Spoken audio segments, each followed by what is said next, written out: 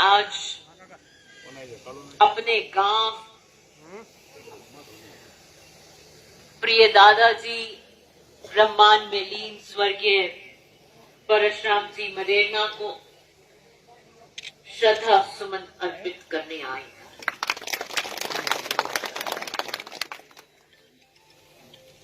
संभवतः यहाँ पर आजकल मूंगफली होती है और ट्यूबवेल भी है, लेकिन जिस जमाने में बाल अवस्था में मदेरणा साहब यहाँ रहते थे,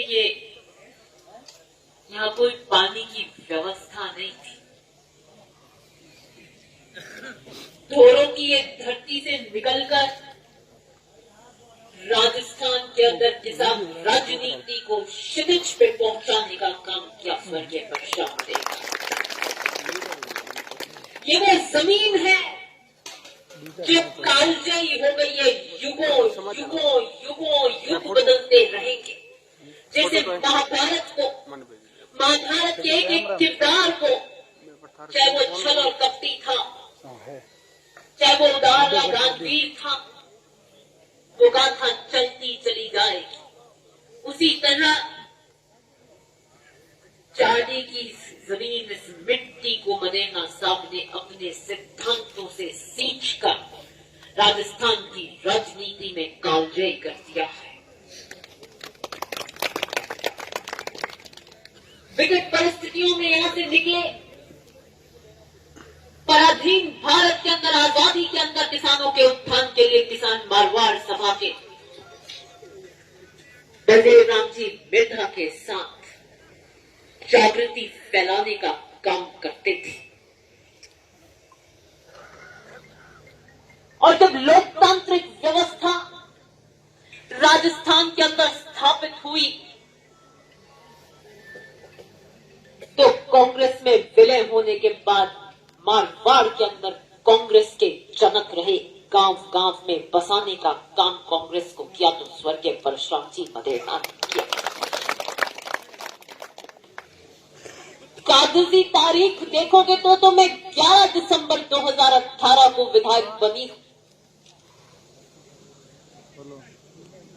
और पहली बार विधायक जीत कर आई, लेकिन मेरा अस्तित्व राजस्थान की लोकतांत्रिक व्यवस्था में और राजस्थान के किसान के साथ में बड़ा पुरातन है। कांग्रेस के झंडों को अगर घरों पे बंधा आपने देखा है, भयमुक्त वातावरण से निकालकर आजादी के अंदर, तो वो श्रेय सिर्फ परशुराम मदेरणा जी को जाता है। पहले वोट की आजादी के मिलने के बावजूद जब वो वोट का अलग जगाने जाते थे, रात को दिए नहीं जलाते थे कि पता लग जाएगा कि क्या हलचल हुई। कंबल ओढ़कर अंधेरों में जाते थे। इतना भय था। उस भय मुक्त वातावरण से, भय भरे वातावरण से भय मुक्त वातावरण के लिए जो कठिन परिश्रम और आहुतियां दी, वो परशुराम जी मदेरणा ने दी। और राजस्थान की राजनीति के अंदर ओसियां की जनता ने मुझे जिताकर स्वर्गीय परशुराम जी मदेरणा का नाम लोकतांत्रिक व्यवस्था में भी हमेशा के लिए अमर कर दिया। 7 साल का ये समय विपरीत परिस्थितियों का समय रहा, संघर्ष का समय रहा, इम्तिहानों का समय रहा। और वक्त जब मेरा इम्तिहान ले रहा था, इतिहास अपनी सांसें रोक कर खड़ा था और देख रहा था आने वाले नए इतिहास की रचना में क्या लीलाएं यहां होने जा रही। 7 साल के अंदर मैंने अपने खून को भी पानी होते देखा है।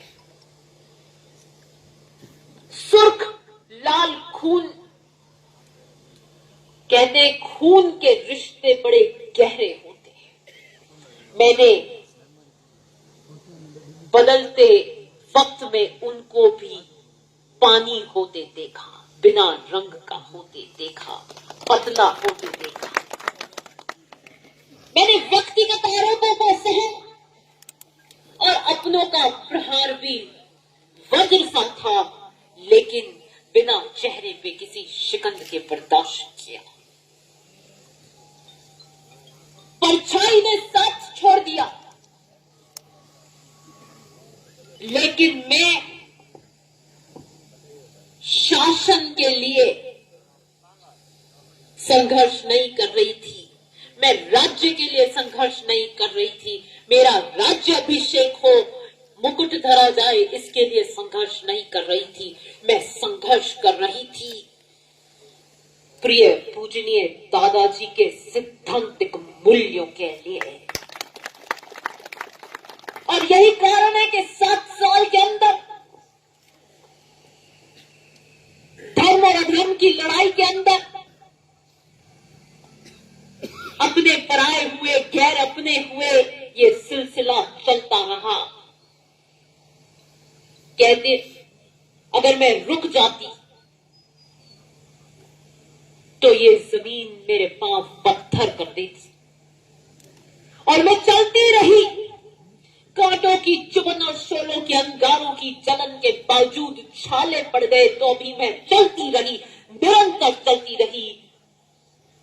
अपेक्षित हुई, अपमानित हुई, यातनाएं और पीड़ा सहती हुई, लेकिन मैं चलती रही। मैंने एक कदम भी, एक क्षण के लिए कभी नहीं रोका संघर्षों की इस डोर पर। और चलते चलते जमीन भी हम सफर बन गई, इसलिए विजय का तिलक लगाकर आपके बीच खड़ी। 1 साल, 2 साल, 3 साल, मैंने सालों के आंकड़ों में हार नहीं मांगी। 7 साल के प्रति अगर 70 साल भी संघर्ष करना पड़ता तो मैं करती। जिस घर में मैं जन्मी, मैंने वहां पर शासन व्यवस्था के बड़े रंग देखे।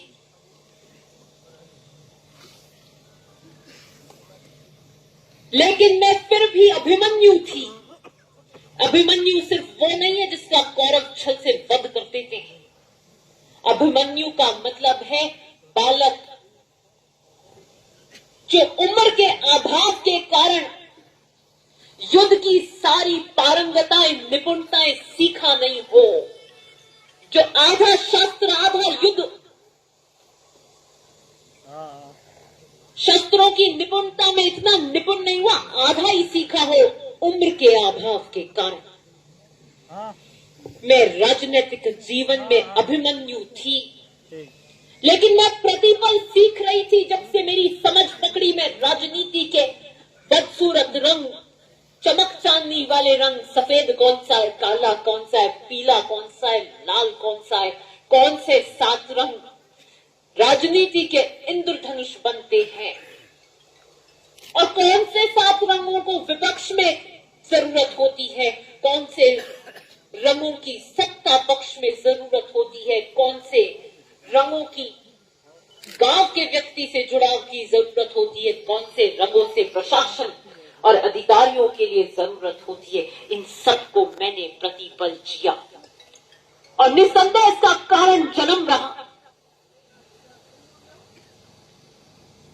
जन्म से मैं सौभाग्यशाली रही कि स्वर्गीय परशुराम मदेना का नाम मेरे अस्तित्व की पहचान में जुड़ता है, तब मेरा संपूर्ण नाम दिव्या मदेरना बनता है। लेकिन भाग्य अलग अलग होते हैं। 5 अंगुलियां एक समान नहीं होती, और भाग्य की ने जो इम्तिहान लिए उसमें भी जन्म की भूमिका अहम रही।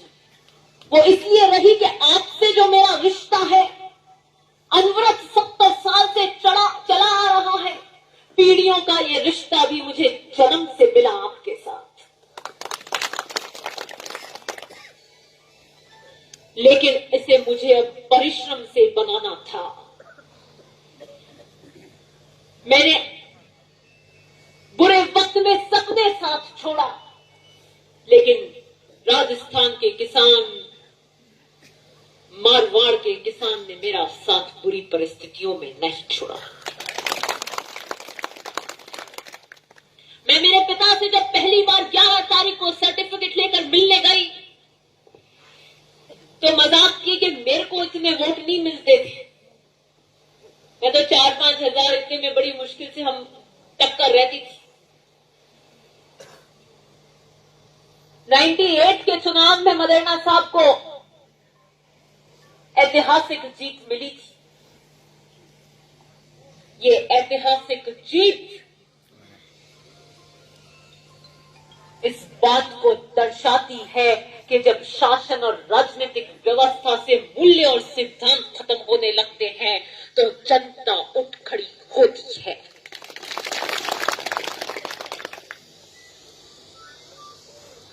भोपालगढ़ स्वर्गीय परशुराम मदेरणा का हस्तिनापुर है।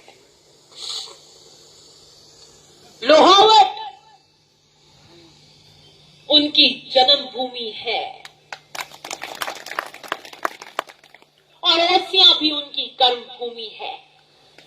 और ये तीनों के तीनों ऐसे की ऐसी पंक्ति में मेरे पिता की कर्मभूमि, जन्मभूमि और मेरे पिता पुनः ओसियां मेरे पिता की कर्मभूमि रहे। और वो प्रत्येक पद चिन्ह जो मदेरणा साहब का कहीं कभी पड़ा होगा, वही मिट्टी वो पद चिन्ह के प्रति मेरा कर्तव्य बनता है। ओसिया का किसान नहीं, राजस्थान का संपूर्ण किसान परशुराम मदेरणा की विरासत है और मैं उस विरासत का एक छोटा सा अंश हूं। उसका सबसे बड़ा अंश अगर है तो आप सब हैं, साफे वाले लोग। ये युवा नए कारवां के लिए मेरे साथ चलेंगे, लेकिन घोड़े पे जो घुड़सवार बैठता है, अश्वों की जो मोरी खींचता है, उस पे निर्भर करता है कि वो कारवां को किस तरफ और कैसे ले जाना चाहता है। मेरे पिता और मदेरणा साहब ने राजनीतिक जीवन में झूठ का सहारा नहीं लिया, ईमानदारी की अपनी पूंजी को नहीं छोड़ा। और यही कारण है कि मेरे पिता को अगर कोर्ट 4 घंटों की मोहलत देता है, 2011 से 2019 होने जा रहा है 7 साल, मेरे पिता से आपका कोई संवाद नहीं रहा 7 साल में। और संवाद छोड़िए, दीदार तक मुयस्सर नहीं हुए, दीदार तक नहीं हुए, आपको देखने को नहीं मिले हो, तो अभी 4 घंटे के लिए आते हैं तो आप पलक पावड़े बिछा देते हैं। ये बताता है ईमानदारी और निष्ठा से किए कामों की महक ही हो सकती है। मैं सार्वजनिक जीवन में सबसे पहले सिद्धांतों को, मूल्यों के और उसके उद्देश्य को बनाए रखने के कर्तव्य सबसे बड़ा कर्तव्य है। और उन सिद्धांतों को पालन के साथ किसान राजनीति और किसानों के उत्थान के लिए जीवन समर्पित कर रही है।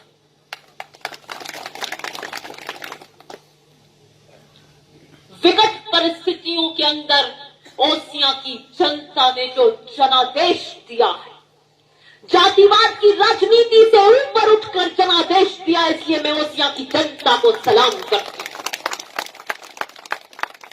28,000 के करीब छूता यह आंकड़ा, इसमें ओसियां के हर जाति का वोट मुझे मिला है बेटी मानकर। और ओसियां के मतदाता ने जब वोट दिया और बेटी माना, जातिवाद के जहर को खत्म करने की कोशिश और पहल करी, तो मैं प्रत्येक व्यक्ति की बेटी हूं, ये बात साफ कर देना चाहती हूं।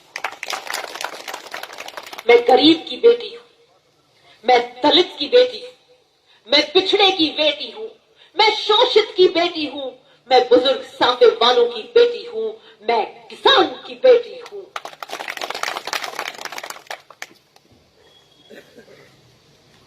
विचारों से हारा व्यक्ति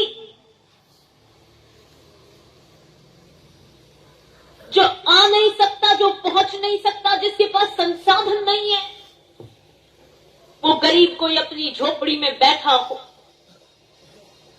जो साधन संपन्न नहीं है, जो ऐसे आ नहीं सकता सभा के अंदर, मैं उस साधनहीन व्यक्ति की बेटी पहले हूं। मैं ओसियां को जो वादे कर आई थी, उस पर 5 साल बड़े परिश्रम से काम करूंगी, लेकिन यहां आज अपने गांव में जब आई हूं तो उसकी नींव यह है कि अपने 5 साल की कार्यशैली के अंदर हर एक चीज, हर एक अस्तित्व का वो कण जो मदेना साहब की कार्यशैली में था, उसे मैं अपने में लाने के लिए दिन रात अथक परिश्रम करूंगी।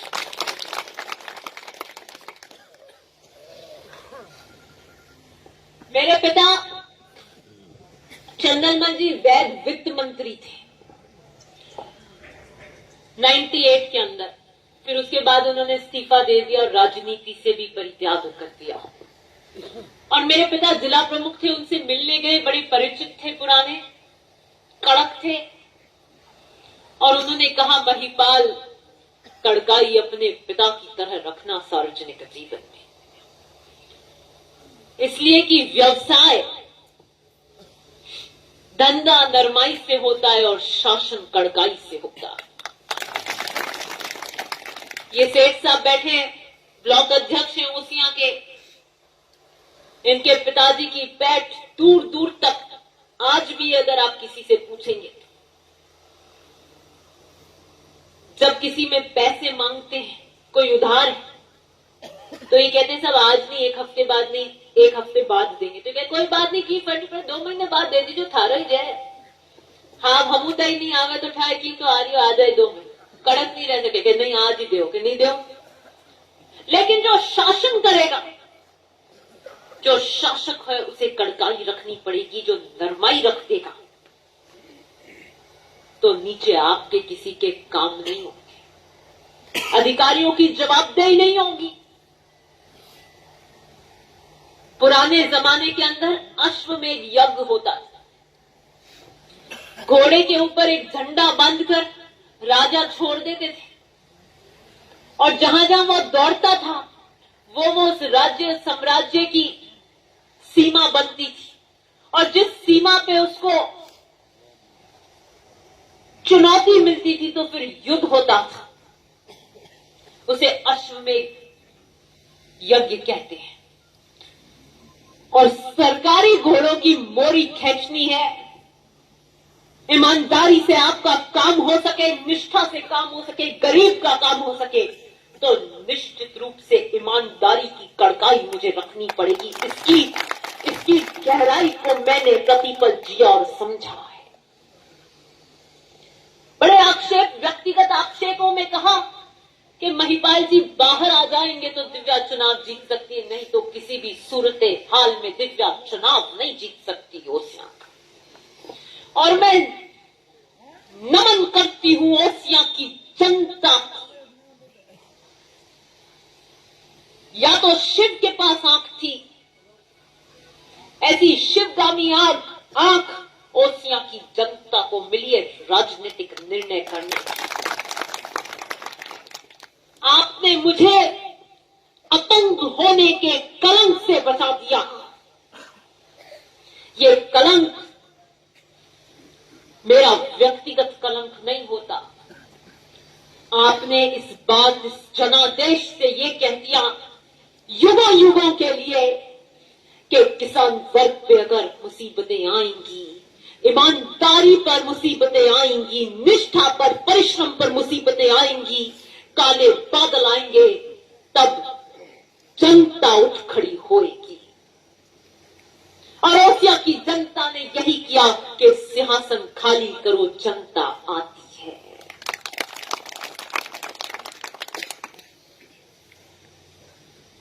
ये उन सब के लिए, ये जीत प्रत्येक ओसिया के हर आम से आम व्यक्ति के लिए, और मैं सब लोगों को साथ लेकर समदृष्टि से चलूंगी।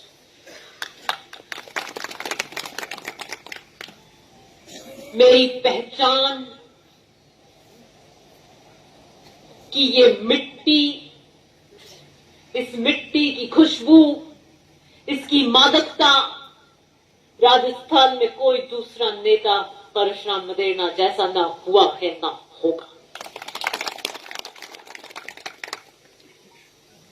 परशुराम मदेरणा वो नेता जिसके व्यक्तित्व की आभा के सामने पद भी छोटे दिखते थे, लेकिन वो प्रतिभा, वो उस व्यक्तित्व अलंघ्य विंध्याचल, मतलब एक ऐसा विशाल पहाड़ जिसे लांघा न जा सकता, उसका नाम राजस्थान की राजनीति में परशुराम मदेरणा था। इतना विशाल और इतना अटल अगर मदेरणा साहब राजस्थान की राजनीति में थे और ऐसी पहचान पीछे छोड़ गए हैं, तो वो सिद्धांतिक मूल्यों के कारण थी, वो ईमानदारी के कारण थी। सिर्फ इतने लंबे जीवन के अंदर काजल की कोठरी में उतार चढ़ाव देखे, लेकिन तिल जितनी कालक मेरे पिता और मेरे दादा पे ईमानदारी के ऊपर नष्ट लगी। इसलिए आशा करती हूं कि जो साथ, जो हौसला अफजाई, जो समर्थन आपने मुझे दिया, प्रत्यक्ष अप्रत्यक्ष रूप से ओसिया की जनता का निर्णायक वोट लगा, तो मेरे गांव में बैठे हर व्यक्ति की दुआएं लगी। वो किसान जो हनुमानगढ़ और झुंझुनू के वहां पर था, वो भी दुआएं दे रहा था कि ये बेटी जीतनी चाहिए। ये चुनाव सिर्फ मारवाड़ और ओसिया और जोधपुर के जिले का चुनाव नहीं था, ये समस्त राजस्थान की राजनीति के अंदर किसान राजनीति का चुनाव था। अश्वमेध घोड़े की तरह मेरी परिधि ओसिया के अंदर बंधी है, लेकिन मेरी विरासत राजस्थान के हर किसान के अंदर बसी है, और मैं उसके लिए 15वीं विधानसभा की सीढ़ी चढ़कर जब विधानसभा में बैठूंगी, तो हर पीड़ित दलित किसान वर्ग की आवाज बनने की परिश्रम और कोशिश करूंगी। समय की पाबंदियां हैं, काफी लेट चल रहे हैं, लेकिन फिर भी मैं अपने मन के, अपने भावों को व्यक्त करना चाहती थी। आज अपने गांव, अपनी मिट्टी के बीच में, और मुझे कहीं कहीं ये लगता है कि इन विकट परिस्थितियों से आज जब घाटी को पार करके निकले हैं, तो काश मदेरणा साहब इसे देख रहे होते, काश मेरे पिता भी आज यहां बैठकर देख रहे होते। कुछ भाग्य की लकीरें हैं, कुछ सफर भाग्य ऐसे लिख देता है कि आपको स्वयं चलने पड़ते हैं, लेकिन मैं बड़ी भाग्यशाली हूं कि मेरे साथ आप सब चलते हैं। ये सारी जीत आपकी जीत है, प्रत्येक युवा की जीत है, प्रत्येक बुजुर्ग की जीत है,